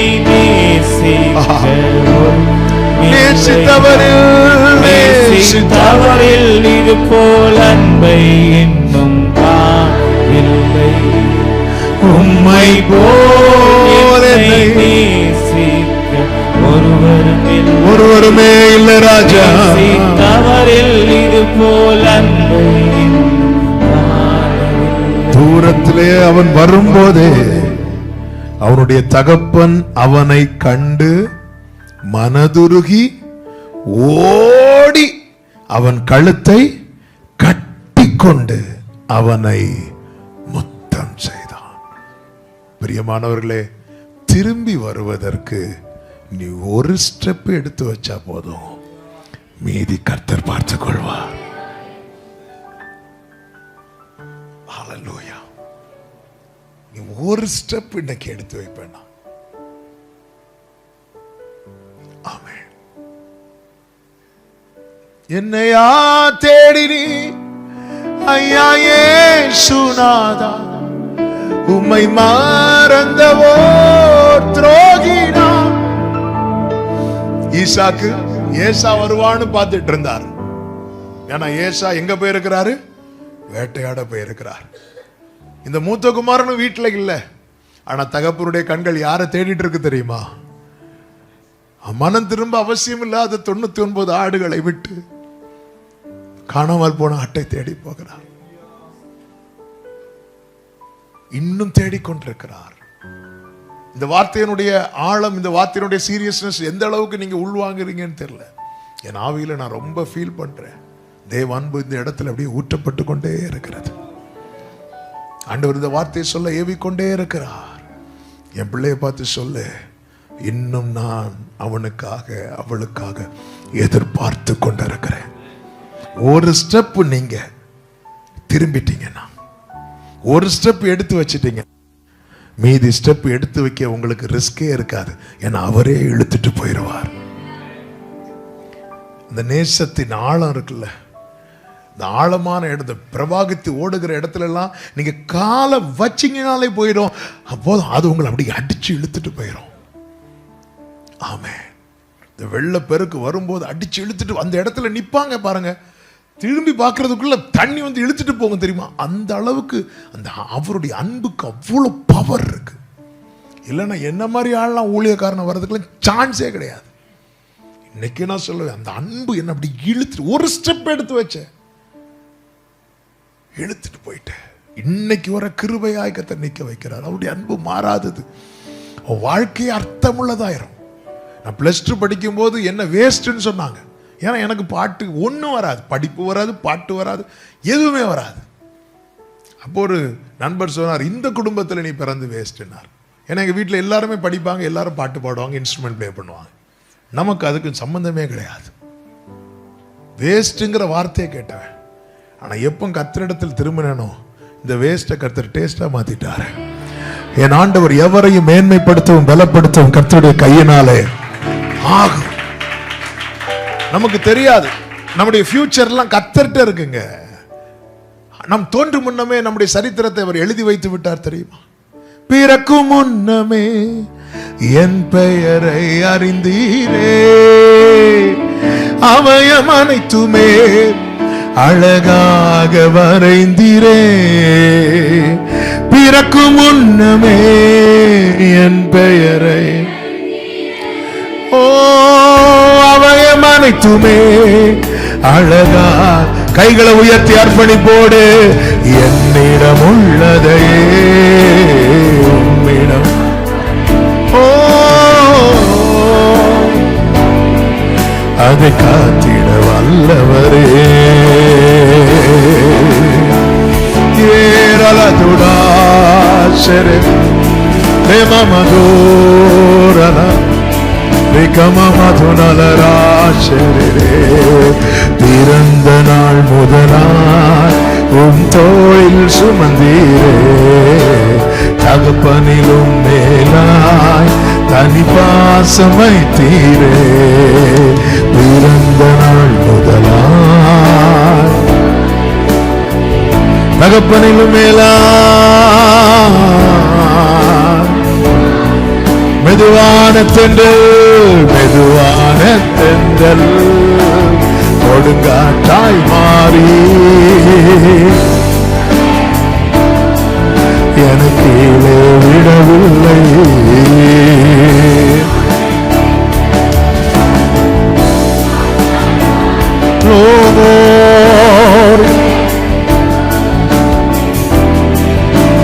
ஹalleluya, ஹalleluya. ஏன் இந்த தகப்பன் ஓடி வந்து கட்டிப்பிடித்தார் தெரியுமா? பழைய ஏற்பாட்டில் ஒரு பிரமாணம் உண்டு. உபாகமம் 21வது அதிகாரம் 18 முதல் 21 வரை உள்ள வசனங்கள்ல பார்த்தீங்கன்னா, வாசிக்க நேரம் இல்லை, நான் சொல்லி விடுகிறேன். யாராவது ஒரு தகப்பனையோ தாயோ சொல் கேளாமல், அவங்களுக்கு அடங்காம, அவங்கள கஷ்டப்படுத்துற ஒரு பிள்ளை இருந்தா அந்த பையனை மூப்பர்கள்ட்ட சொல்லணும். அவங்க என்ன செய்யணும்னா, அவனை கல்லால அடிச்சு கொல்லணும். இந்த இளையகுமாரன் செய்த செயலுக்கு அவன் மேல என்ன விழுந்திருக்கணும் தெரியுமா? கல் விழுந்திருக்கணும். இந்த தகப்பன் போய் சொல்லுவாரோ இல்லையோ தெரியல, ஆனா மூத்த குமாரன் போய் சொல்லியிருப்பா. உங்க அப்பா ஏன்பா ரொம்ப ஃபீல் பண்ணிட்டு இருக்கிறார் கேட்டிருப்பாங்க. ஏன்னா அந்த வீட்டில் ரொம்ப நாள் என்ன நஷ்டம் ஆயிட்டு தெரியுமா? அந்த மகிழ்ச்சியின் சத்து நஷ்டம் ஆயிட்டு. மூத்த குமார் சொல்லியிருப்பான், அந்த இளைய குமாரனால எங்க அப்பா எவ்வளவு ஃபீல் பண்ணிட்டு இருக்கிறார் தெரியுமா, அவன் இப்படி பண்ணிட்டு போயிட்டான், இப்படியா பண்ணிட்டு போனா வரட்டும். இப்ப பாருங்க அந்த காட்சி இப்ப கண்ணுக்கு முன்னாடி நீங்க கொண்டு வாங்க. இளைய குமாரன் அந்த பட்டணத்துக்குள்ள கால் எடுத்து வைக்கும் போது பட்டண வாசலில் இருக்கிற மூப்பர்கள் பார்த்திருப்பாங்க, ஏய் அவன் வரான். யாரு? பிரமாணத்தின்படி கல்லறியப்பட வேண்டியவன் உள்ள வரான். ஒவ்வொருத்தரா இப்ப குனிஞ்சு கல் எடுப்பாங்க. ஒருத்தங்க மேல கல்லெறிகிறதுல இருக்கிற சுகம் இருக்கு தெரியுமா? ஒவ்வொருத்தரா குனிஞ்சு கல் எடுப்பாங்க. அப்பா வீட்டில இருந்து பார்த்துட்டு இருக்கிறார். அவன் வீடு வர வரட்டும்னு விட்டுருந்தா வீடு வர விட்டுருக்க மாட்டாங்க, கல்லெறிந்த கொண்டு இருப்பாங்க. அவன் மேல ஒரு கல் விழுவதற்குள்ள தகப்பன் வீட்டில இருந்து இறங்கி ஓடி வந்து அவனை கட்டி அணைத்து விட்டான்.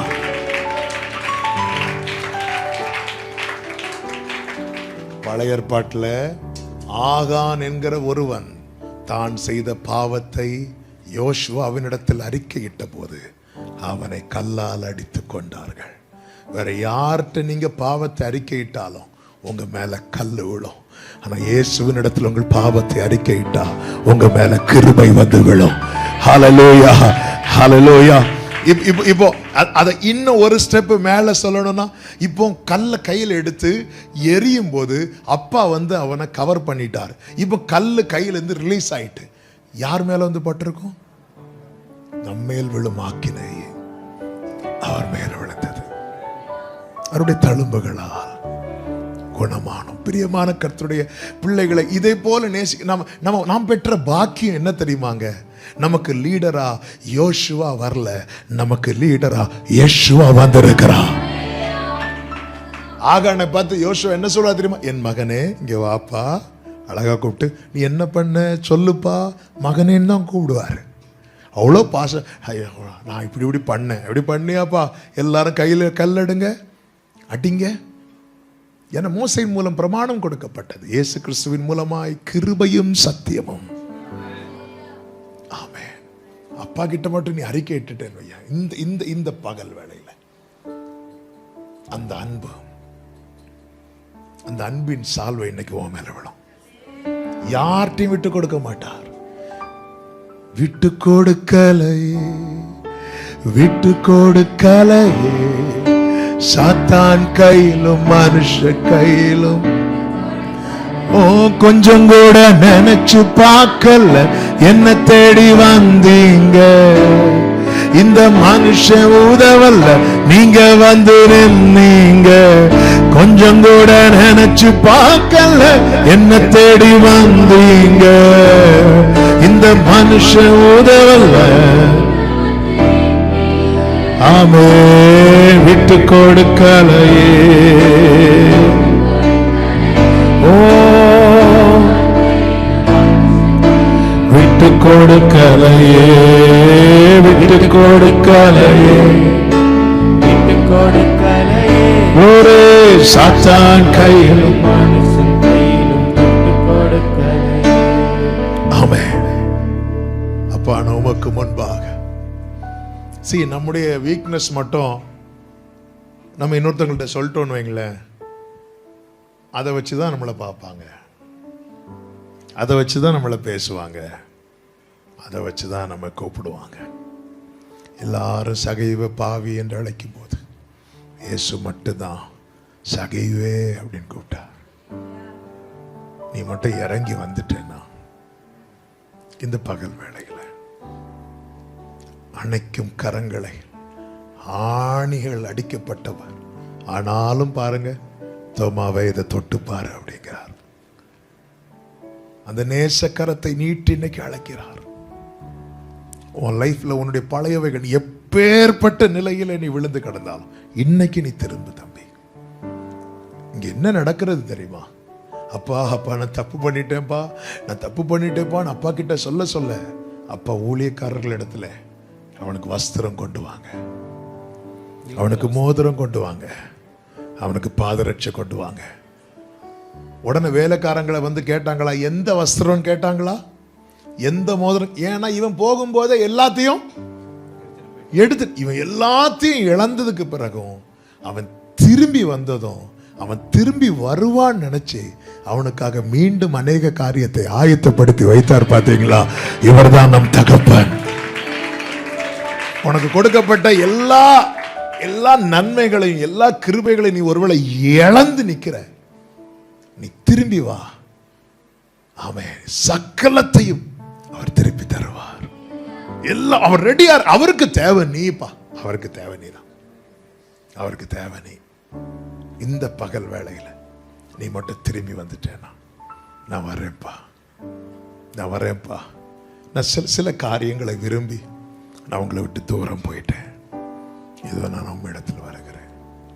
எத்தனை பேர் அப்படி ஒப்பு கொடுக்க விரும்புறீங்க?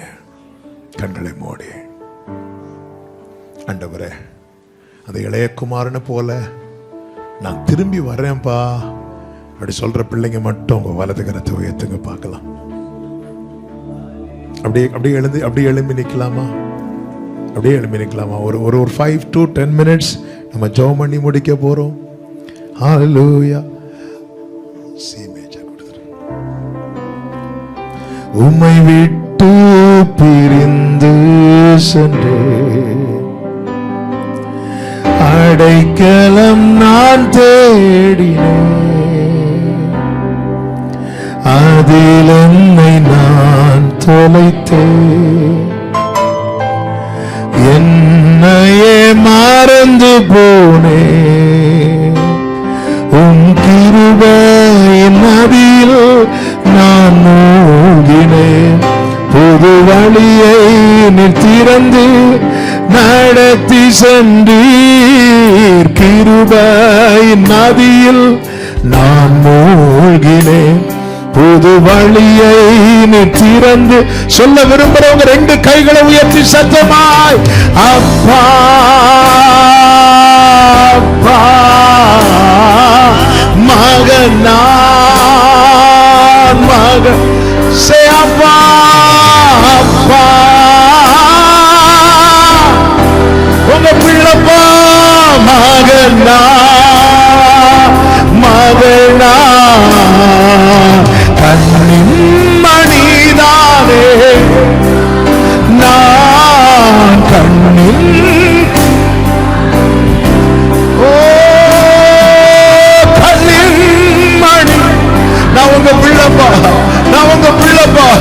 என்னை ஏற்றுக்கொள்ளும் ஆண்டவரே. இதோ திரும்பி வருகிறேன் ஆண்டவரே. உம்மை வெறுத்து நான் எங்கே போவேன்? நீரே என் அடைக்கலமே. இதுவரை நான் அறியேன், நானே உம் பிள்ளை என்று. உன் கண்கள் என்னை விட்டு விலகவில்லை. உன் நிழலில் தான் எந்த பாதுகாப்பு. கண்கள் என்னை விட்டு விலகவில்லை. உன் நிழலில் தான் எந்த. 2 கைகளை விரித்து உயர்த்தி கண்களை எடுத்து சொல்லுவோம் அப்பா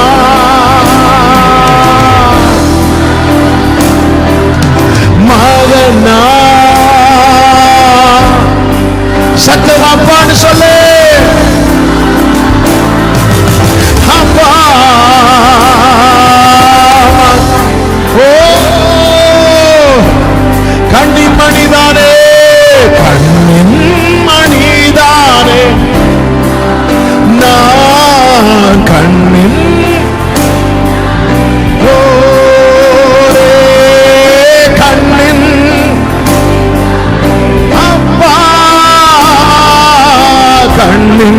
மடிதாரே.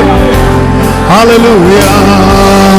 தள்ளாமலும் விட்டு விலகாமலும் அவமானத்தில் இருந்தென்னை காப்பாற்றினீர். தள்ளாமலும் விட்டு விலகாமலும் அவமானத்தில் இருந்தென்னை அணைத்துக் கொண்டீர். என்னை முத்த சுத்தம் செய்தி ரெட்டை களைந்து எனக்கு புது வஸ்திரம் தந்தி அனைத்து ஓ ஜீசஸ் ரெட்டை கலந்து எனக்கு வஸ்திரம் தரித்திலே கைகளை உயர்த்தி சத்தமாயப்பா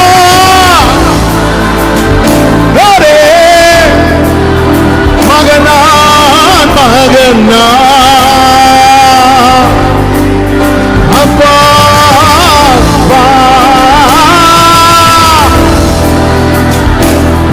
பிரேச்சனரே உங்க மகனா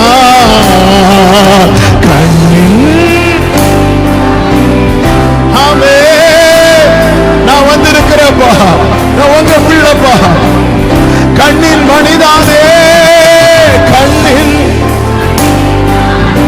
அப்பா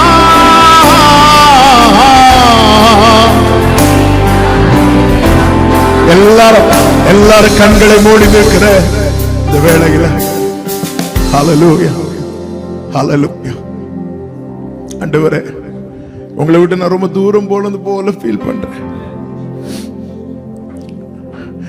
இதோ நான் வந்து நிக்கிறேன்ப்பா, என்னை விட்டுறாதீங்கப்பா. இப்படி சொல்ற பிள்ளைங்க மட்டும் உங்க வலது கரத்தை நல்லா உயர்த்து, உங்க இடது கரத்தை இருதயத்துல வச்சு நீங்க பேசுங்க அப்பா கிட்ட. நான் பரத்துக்கு விரோதமாய் உமக்கு முன்பாய் நான் பாவம் செய்தேன். உங்க பிள்ளைன்னு சொல்றதுக்கு நான் பாத்திரவானே அல்ல.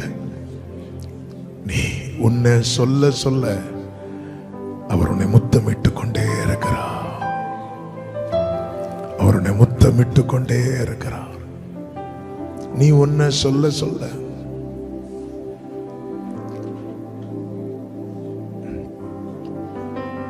இப்ப நீ திரும்பி வந்துட்ட. இப்ப நீ அந்த மூத்த குமாரனை போல அப்பா இனி நான் உங்க கூடவே இருக்கணும், உங்க கூடவே இருக்கணும். இனி நான் விலகி போயிடக்கூடாது. உம்மை விட்டு விலக்குகிற காரியம் எதுவா இருந்தாலும் அதை என்னை விட்டு விலக்குங்கப்பான்னு சொல்லுங்க. உம்மை விட்டு பிரிக்கிற காரியம் எதுவா இருந்தாலும் அதை என்னை விட்டு விலகி போவதாக, என்னை விட்டு அது எடுபட்டு போவதாக. உம்மோடு இருப்பது